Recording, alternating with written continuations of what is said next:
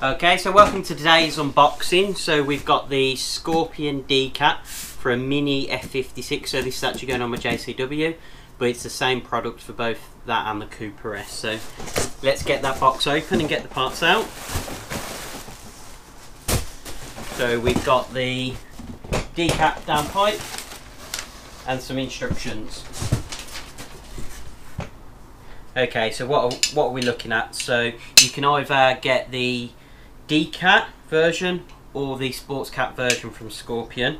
So Orange Performance actually supplied this to me.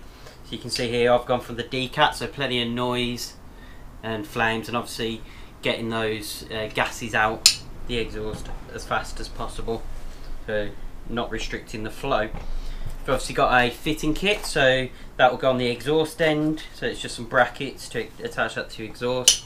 That top end is obviously the turbo end.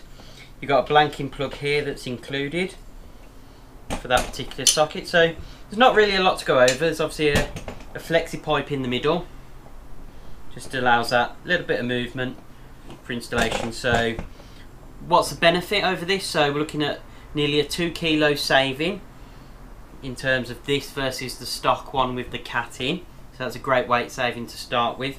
Obviously got the performance benefits of the gases flowing out quicker, and also you've got a 2 3/4 inch pipe work here all the way through the downpipe. So what we're actually going to do is, there's no fitting video for this week. What we're going to do is actually a before and after video. So we're going to record a before we fitted the Decat and after, so you can hear the sound difference.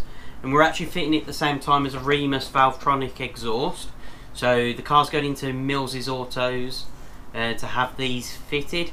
Mills's Autos, perfect, based in the West Midlands, and they're the only mini garage that I would allow to work on any of my cars. So what we'll do, we'll cut now to the before clip, and we'll get to hear the stock JCW exhaust without any sort of alterations.